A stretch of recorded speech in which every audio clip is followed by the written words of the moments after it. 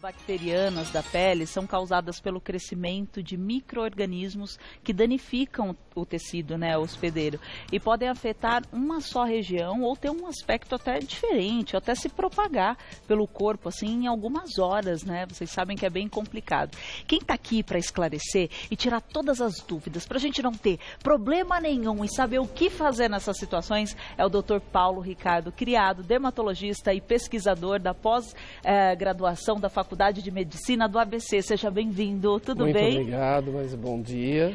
Bom dia. A gente já estava aqui num bate-papo, que é engraçado, Às vezes a gente acha que só tá com uma virose. Eu tô com uma virose e tal. E aí você não presta atenção na sua pele. E de repente você tá com alguma doença, alguma infecção, que é disso. Às vezes você tem o sintoma, mas aí você acha que é outra coisa, se medica errado, e aquilo pode voltar ou pode se agravar, não é, doutor Paulo? Sim, com certeza, É só para a gente lembrar que a pele é o segundo órgão mais extenso do organismo, só perde para o sistema cardiovascular se a gente for considerar até os vasos menores do corpo, Entendi. Então é um órgão que está suscetível, inclusive como ele faz uma interface entre o meio ambiente e o meio interno, a uma série de situações onde os germes dos mais variados tipos, que podem ser bactérias, vírus ou fungos, podem vir causar doenças. É que a gente tem essa classificação, muitas pessoas só falam é fungo, bactéria, daqui a pouco a gente diferencia eles. Por que bem no verão essas infecções ou essas doenças tendem a aparecer? Por as condições mais variadas, Então, no verão, frequentemente ocorre uma maior transpiração. Esse ambiente úmido favorece a proliferação, especialmente de fungos, que são bolores que gostam de locais úmidos e quentes.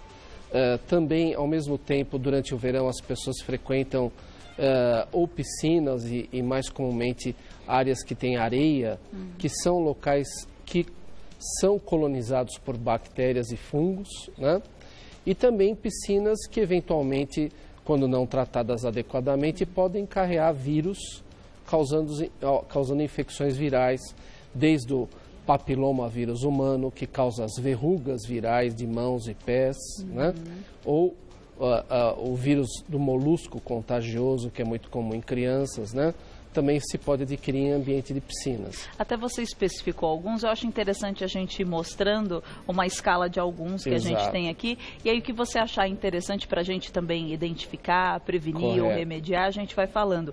Nunca tinha ouvido falar de celulite infecciosa. Exato. Do que se trata? É que o conceito popular de celulite é o que nós chamamos médicos sob o termo de lipodistrofia ginoide. Esse é o termo médico, que é a celulite que frequentemente as mulheres se referem, que é aquela irregularidade do tecido subcutâneo, da gordura da pele. Como se fossem, falando de uma forma mais grosseira, os buraquinhos exatamente, que ficam exatamente. Sob a Mas, pele. Na verdade, o termo celulite, ele foi empregado na medicina para se reportar a uma doença infecciosa causada por bactérias. Tá. E qual que seria a variação? Nós temos primeiro a erisipela, que seria a infecção das camadas superficiais da pele, que é a epiderme e a derme superficial. Tá. Enquanto que a celulite é uma forma de infecção mais profunda da pele, que seria na derme profunda e na gordura abaixo da pele. Tá. Então a erisipela é uma infecção mais superficial e a celulite infecciosa, uma infecção mais profunda. Mais profunda. E como que a gente identifica? Porque eu vi no desenho ali, tinha um vermelhão, não é? Olha lá, meio espaçado assim. Fica com esse aspecto mais vermelho, é isso? A doença ela tem uma progressão. Geralmente ela tem uma porta de entrada, que nós chamamos na pele, que pode ser um ferimento por uma batida em algum local, eventualmente, o que é muito comum, pessoas que têm o famoso pé de atleta, que é uma micose entre os dedos, que abre uma rachadura na pele e através dessa rachadura, bactérias que estão no calçado ou na própria pele adentram esse ferimento e vão ascendendo através da drenagem linfática, ou mesmo pela pele, e provocam, no caso, a erisipela. E a erisipela ela começa com leve inchaço local, bem discreto. Depois, posteriormente, a pessoa percebe que aquela localização ela está mais quente do que outras regiões do corpo. Normalmente a gente usa o dorso da mão para comparar as temperaturas. Nunca a palma, mas o dorso da mão, né? E você percebe que existe um calor aumentado na região, né? Tá. E depois começa a surgir um inchaço maior e a vermelhidão. Então, poucos pacientes têm febre. Tá, né? entendi. Isso é um sinal importante, porque as pessoas acham que não ter febre é o fato de que não tem infecção. Deixa eu ver se eu entendi. Então, a erisipela é algo que fica superficial e aí pode evoluir para a celulite infecciosa. Exatamente, num agravo do quadro. Então, a gente identifica assim, vendo o calor nesse determinado lugar. Não necessariamente a gente tem febre. E aí, frequentemente não tem febre. Não tem, né? É bom a gente falar, frequentemente não tem. Mas aí tem pode um calor local diferente de outras áreas. E aí, se a pessoa identifica, corre para um médico, qual que vai ser o tratamento? Frequentemente, como as pomadas não penetram nas camadas, além da parte bem superficial da pele, esse tratamento acaba sendo feito com antibióticos de uso oral. E no caso de celulites, pode ser necessária até internação do paciente, dependendo da região do corpo que é acometida. Por exemplo, você tem uma celulite na face infecciosa, você tem riscos dessa infecção, se não tratada rapidamente, através de antibióticos via intravenosa, né, numa internação hospitalar, ela poder se disseminar para estruturas como o sistema nervoso e dar uma meningite, por exemplo. Mas, doutor Paulo, é muito sério, é gravíssimo, é muito se a gente grave. for parar para ver. E se torna mais grave em determinados pacientes, pacientes diabéticos, que não estão com o diabetes controlado, que é uma tendência a ter uma menor defesa das infecções, né? Pacientes que tomam medicações imunossupressoras, e hoje isso é muito comum, diversas doenças, não só dermatológicas, reumatológicas, dermatológicas, oncológicas, né? Os pacientes fazem uso de medicamentos que às vezes deprimem a imunidade, né? E isso faz com que essas infecções transplantados, por exemplo, ficam mais suscetíveis à rápida progressão dessa doença. Vamos falar um pouquinho da escarlatina? Sim. Como que a gente identifica a escarlatina? É uma doença extremamente comum, né? A escarlatina ela é causada por uma infecção pelo estreptococo, né? E normalmente essa infecção ela é geralmente amidaliana, das amígdalas, né, da garganta, muito comum em crianças especialmente, e ela se manifesta com vermelhidão na pele. Esse vermelhidão ele vai se estendendo, né, do tronco para os membros, né? E tem algumas características em particular. O rosto fica vermelho e a pele ao redor dos lábios fica pálida. Fica meio esbranquiçada, que a gente chama de palidez perioral, né? Outro detalhe é que nas dobras, como as dobras dos antebraços aqui, fica uma espécie de púrpura, que é uma linha mais vermelha acentuada, que não clareia quando você comprime, ela fica fixa, né? E também, o que é muito característico é que as papilas da língua assumem o aspecto que a gente chama de língua em framboesa. Como se fosse um morango ou uma framboesa, porque elas ficam inchadas e saltadas, então fica com o aspecto de língua em framboesa. Né? Tá, mas assim, isso que você acabou de explicar, esses sintomas todos, eles acontecem de uma vez ou em algumas pessoas acaba só tendo a língua, a framboesa, enfim? Como a gente diz, doença não lê o livro, então ela nem sempre se apresenta, né, por ser uma área da biologia, né, da forma completa como a gente gostaria que fosse. Gostaríamos, exato. Né? Mas enfim. Mas geralmente existe a sensação de mal-estar, calafrio, febre que pode ser de baixo grau ou eventualmente até elevada, depende muito de como o paciente responde imunologicamente, né?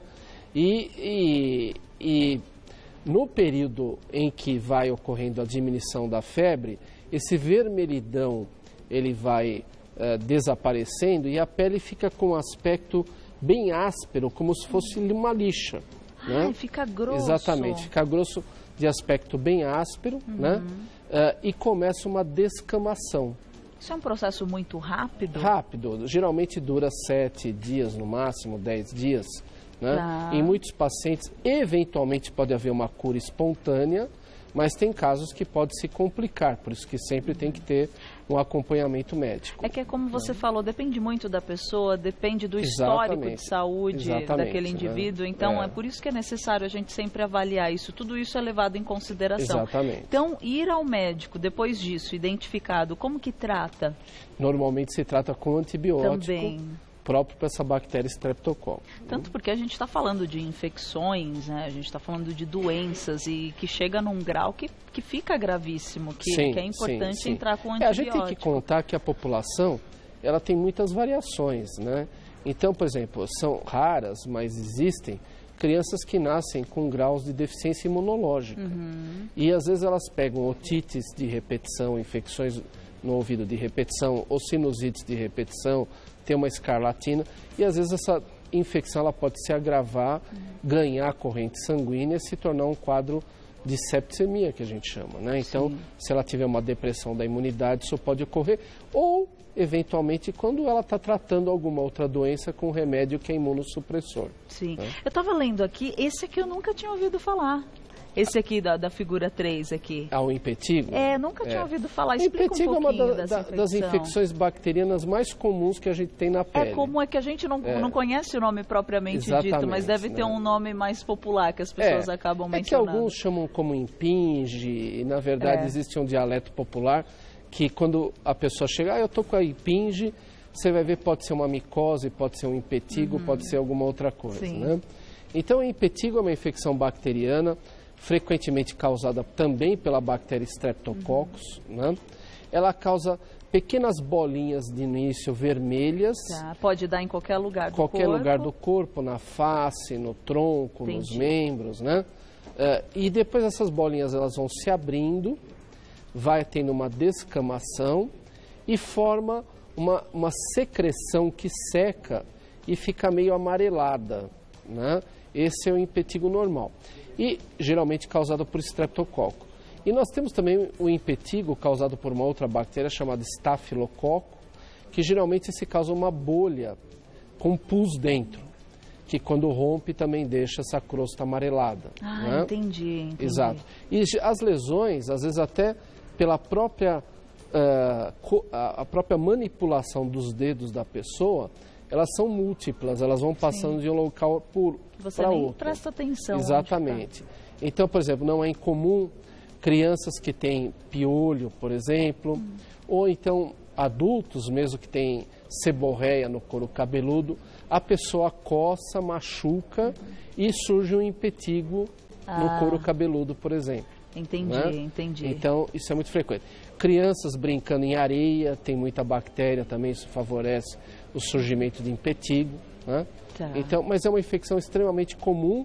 Essa muitas vezes pode ser tratada, se ela não é tão extensa em termos de número de lesões, com antibióticos de uso tópico, local. Ótimo. Mas quando ela é muito extensa, ela pode requerer o uso de antibióticos via oral. Claro, que às vezes vai se agravando mesmo, ou acomete mais partes do corpo. Pega várias áreas do corpo, né? É que aí depende também de cada caso, como você falou, né? Exatamente. Você falou muito rapidamente do molusco, não é? Exato. Explica um pouquinho dessa doença. Esse nome que é até estranho, né? Não tem nada a ver com os moluscos em gerais, não, né? Nada a ver mesmo. Mas é uma infecção viral, né? Causada pelo poxvírus. E esse molusco, ele é extremamente comum em crianças pequenas. Por quê? Pela uma falta de deficiência imunológica específica em crianças, que depois, conforme elas vão crescendo, raramente se vê em adultos, a não ser em adultos imunossuprimidos, como, por exemplo, pacientes portadores de AIDS, né? Eventualmente, o molusco ele pode ser disseminado, né?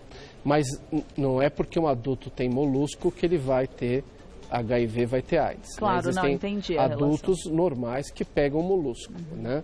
Inclusive, ela pode ser uma doença transmissível sexualmente, não obrigatoriamente sexualmente, mas pode ser na área genital, inclusive de adultos, por transmissão sexual. Né? Mas ela é mais comum em crianças, e essas crianças podem pegar geralmente pelo contato com outras crianças, podem pegar em piscinas, por exemplo, né? E ele não causa nenhum dano interno ao organismo. Eventualmente, ele pode passar a contaminar a região dos olhos, na região interna da pálpebra, né? Ou até lesão dentro da boca é relatada, mas não acomete nenhum órgão interno, não causa gravidade maior. O grande problema do molusco é a ansiedade que os pais têm em relação ao problema. Em né? solucionar logo a situação. Solucionar logo.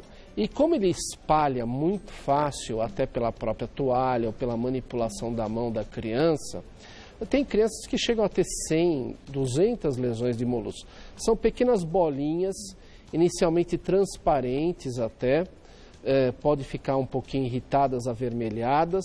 Elas variam de 1 milímetro até 5 milímetros de tamanho, né? Elas podem estar agrupadas, pode ser no tronco, nos braços. E, infelizmente, o grande problema do molusco é que não existe uma medicação via oral. Não então, tem. o único jeito que a gente tem, quando opta pelo tratamento, é destruir a lesão. Tá. E essa destruição da lesão ela é feita por vários métodos com o dermatologista, né? A gente procura usar as formas menos traumáticas possíveis para que a criança ela também... Não sinta esse desconforto exatamente, também. não cause desconforto grande e nem traumatize a criança. Claro. Agora, de todas essas que a gente falou, assim, como prevenir? Principalmente Exato. nessa época do verão, que as pessoas ficam mais tranquilas, relaxadas, vão para a piscina, vão ao mar, caminham pela areia, Exato. Enfim. Qual que é a sua recomendação de uma prevenção geral? Como nós não podemos cuidar do ambiente, né? Sozinhos, nós dependemos de outras pessoas de vida em comunidade, né? Por exemplo, a gente está falando de verão, o bicho geográfico, que é um parasita, né? Que é transmitido através de fezes de animais, de cães e gatos especialmente, né? E você pode pegar em praia que esses animais andaram, por exemplo, né? Então, o animal está lá, às vezes trazido por um ser humano ou até espontaneamente, isso não está sob o seu controle. Então, o que a gente sempre precisa ter ideia é o seguinte: ao frequentar uma piscina, uma praia, né, a higiene ela é muito importante. Então, logo ao sair desses locais, tomar o banho, né, realmente lavando todas as reentrâncias da pele, secando, porque via de regra, os fungos e as bactérias gostam de ambientes úmidos, né? Então, secar bem entre os dedos, todas as áreas de dobras da pele, né? Isso é o primeiro passo. O segundo é a hidratação da pele. A pele hidratada, ela já se torna menos suscetível às infecções no geral. Tá. Então, o uso de hidratantes, né, emolientes, que a gente chama, especialmente, preferência, aqueles hidratantes médicos e não cosméticos, né, que só tem perfume às vezes, isso mantém mais a integridade da pele. Se houver essas frieiras, rachaduras, tratá-las o quanto antes, para evitar que você adquire, por exemplo, uma erisipela que possa evoluir para uma celulite. Que sempre vai evoluindo, né? Exatamente. De uma coisa para outra. Muito obrigada pelas recomendações. Eu espero que você que esteja assistindo a gente, né? Que ninguém tenha, que a gente saiba se prevenir sempre. Dr. Paulo Ricardo Criado, dermatologista e pesquisador da pós-graduação da Faculdade de Medicina do ABC. Muito obrigada mais uma vez. Muito obrigado a todos e obrigado a você. Obrigada. Para você também. Obrigado, Ótima semana. Obrigada por ter vindo.